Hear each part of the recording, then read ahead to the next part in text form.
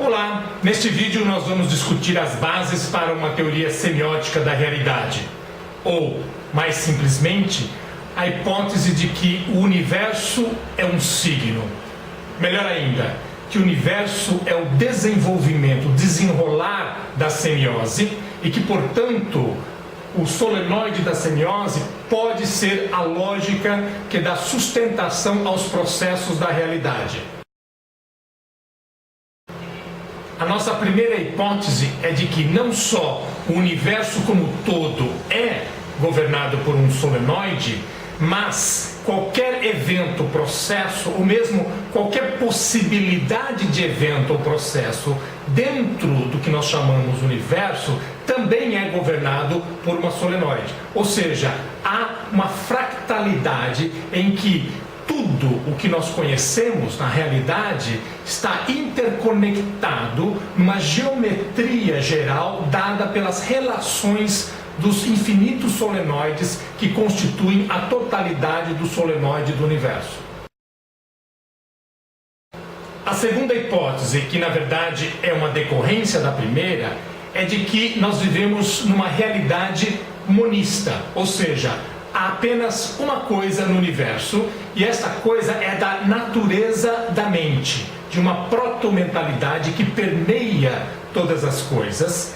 Matéria e mente, na verdade, são estágios diferentes do processo de semiose. O que nós chamamos de matéria é mente enrijecida, endurecida, constrangida, adormecida pelos hábitos, ou seja, por aquilo que nós chamamos de leis da natureza. Enquanto que mente é efervescência nas bases das solenoides. Toda vez em que há pulsação em toda a solenoide a partir da sua base, nós temos processos chamados mentais. E na medida em que terceiridade, hábito, vai dominando, vai constrangendo, vai endurecendo os períodos da solenoide, vai se constituindo o que nós chamamos de matéria. Portanto, o monismo ontológico pressupõe uma identidade entre matéria e mente. Ou seja, uma teoria realista do universo, semiótica, é também uma teoria realista da mente. Antes de nós discutirmos e detalharmos a nossa hipótese a partir do estudo do solenoide da semiose, vamos apresentar algumas das implicações dessa hipótese. A primeira é de que nós vivemos num universo participatório. Como não há corte seco, distinção absoluta entre mente e matéria, mas na verdade ambas participam da mesma base substrato, que é o signo, então há uma participação da nossa mente com os eventos que contornam a nossa realidade ao redor. A segunda implicação é de que o universo pode ser visto e interpretado como uma narrativa que se desenvolve, que conta a si mesmo, e o principal protagonista desta narrativa é a semiose, é o signo. A terceira implicação é de que esta narrativa se conta por meio de um fluxo de informação. Mas esta informação não é a de Shannon, que é uma informação não local e que não dá conta do significado. Ora, esta informação, ela é intencional, é informação sobre alguma coisa, ela diz respeito a algo. E nós levantaremos a hipótese de que esta informação que narra a história do universo é a informação de Fisher e não a informação de Shannon. A terceira implicação é que o que nós chamamos de espaço-tempo não é um fundo. A teoria realista semiótica do universo permite compreender o que nós interpretamos como espaço-tempo como algo que se dá a partir da semiose. Não é algo a priori, não é um palco fixo onde o signo desempenha um papel, mas na verdade o próprio espaço-tempo é formado nos processos de semiose. Nós vamos dividir a análise dos aspectos do solenoide da semiose em 3 momentos que se relacionam aos 3 correlatos da divisão tradicional do signo. O primeiro correlato, nós lembramos, tem a ver com os 6 primeiros aspectos do solenoide, ou seja, aqueles que vão desde o objeto imediato até o interpretante final. Esta é a primeira parte da análise e é a parte que nos dirá respeito aos períodos da fundamentação e apresentação, ou seja, a construção do espaço-tempo e o mobiliário, as coisas, os objetos, a realidade que se apresenta como preenchendo o espaço-tempo. Depois, nós vamos discutir os aspectos que participam do período da representação e aí nós vamos desenvolver uma teoria semiótica da realidade em que o significado é parte integrante da teoria e, por fim, nós vamos abordar os aspectos do período da comunicação e nós mostraremos como a comunicação faz parte da realidade, ela estrutura o que nós chamamos de ontologia e, portanto, uma teoria realista semiótica é também uma teoria realista da comunicação. Os 6 aspectos iniciais do solenoide da semiose compõem os 2 primeiros períodos, o da fundamentação e o da apresentação.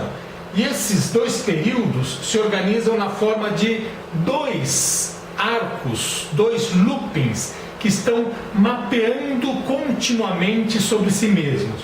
Há um movimento autopoético em que o signo, na medida em que ele busca, professa representar o seu objeto dinâmico, ele se autofundamenta, ele cria a fundamentação para o processo de significação que ele procura desempenhar. É por isso que o aspecto do signo é a dobradura desse automapeamento que se dá continuamente nesses 2 períodos.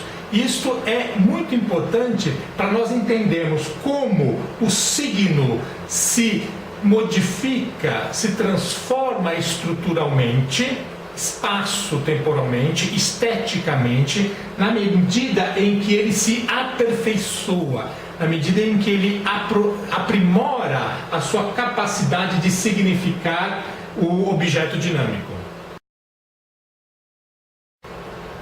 Vamos começar pelo aspecto do objeto imediato.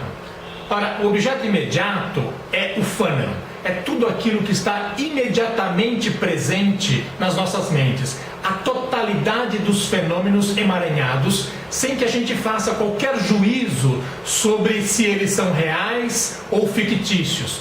Portanto, sentimentos, sensações, atenções, juízos, imagens, preconceitos, objetos lógicos, matemáticos, argumentos, tudo isso pode estar misturado num grande caldeirão, né, em que fenomenologicamente se apresenta à nossa mente num determinado momento. Este é o objeto imediato. Ele é o primeiro aspecto e, portanto, é aquele que endoporeuticamente, ou seja, num processo de especialização, ele vai determinar os demais aspectos. De fato, o objeto imediato é a matriz de toda predicação. Se aquilo que está no objeto imediato é uma primeiridade, então o que pode aparecer endoporeuticamente a partir de uma primeiridade só pode aparecer primeiridades. Se for uma segundidade, então nós teremos primeiridades ou segundidades como possibilidades nos aspectos ulteriores. E se for uma terceiridade, nós temos um padrão, uma forma, um construto, uma informação que vai não só determinar os demais aspectos, como vai participar dos processos de predicação lógica. De fato, toda vez que nós temos informação, terceiridade, formas no objeto imediato, nós temos a possibilidade de gerar metáforas. porque estas formas se projetam depois nos demais aspectos, criando fantasias, metáforas, ou então criando metonímias ou conceitos lógicos. Enfim, o objeto imediato é a matriz de toda a predicação lógica. O objeto imediato pertence ao período da fundamentação. Isso significa que ele desempenha um papel fundamental também na fase perceptiva, porque é a fase perceptiva que ocorre quando o solenoide da semiose pulsa, se movimenta, entra em atividade no período da fundamentação. De fato, quando nós temos primeiridade no objeto imediato, nós temos um percepto de primeiridade, uma mera qualidade que se apresenta no fônero.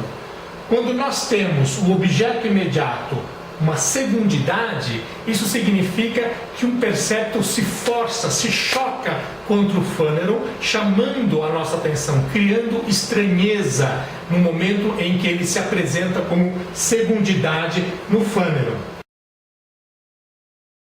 E se nós temos um objeto imediato de terceiridade, nós temos o percipium. O percipium é exatamente as formas fugazes, as metáforas provisórias que nós usamos para os julgamentos perceptivos. Portanto, só pode haver julgamento perceptivo se nós tivermos terceiridade no objeto imediato. O segundo aspecto, que é o interpretante imediato, ele é o efeito imediato, total, não analisável, de todos os arranjos que acontecem na multiplicidade do fônero, dos fenômenos. Então nós estamos continuamente percebendo coisas, sonhando, imaginando, sentindo, tendo expectativas, fantasias, e a cada momento este arranjo de elementos que compõem o objeto imediato, o fônero, produz um estado total, um estado mental, e esse estado é o interpretante imediato. Pode ser um estado emotivo, simplesmente, pode ser a percepção de uma diferença, portanto, de um fato da percepção, ou pode ser um contínuo, um juízo sobre várias diferenças que são notadas. Todos os arranjos possíveis do objeto imediato podem produzir sequências de diferenças. Essas diferenças são fatos perceptivos, ou seja, premissas, proposições fugazes, muito pouco duradouras, mas a sequência dessas proposições fugazes, que são os fatos perceptivos, podem gerar uma síntese, um juízo perceptivo, ou seja, uma abdução no nível da fase da percepção. A síntese dos vários fatos perceptivos num contínuo que é produzido pelo juízo perceptivo, pelas abduções no nível da percepção, é que produzem a temporalidade, o conceito, a noção de que há um desenrolar perceptivo, que há uma fluidez, que é justamente o contínuo dado pelo julgamento perceptivo. Então vejamos, nós temos aqui, no período da fundamentação, na fase perceptiva, quando temos terceiridades, formas no objeto imediato, nós temos uma arquitetura, uma geometria que é a noção de espaço. E quando nós temos juízos perceptivos que encadeiam, sintetizam fatos perceptivos num contínuo, nós temos a noção de temporalidade. Portanto, espaço e tempo são categorias que nascem no processo de semiose, no período da fundamentação e na fase perceptiva.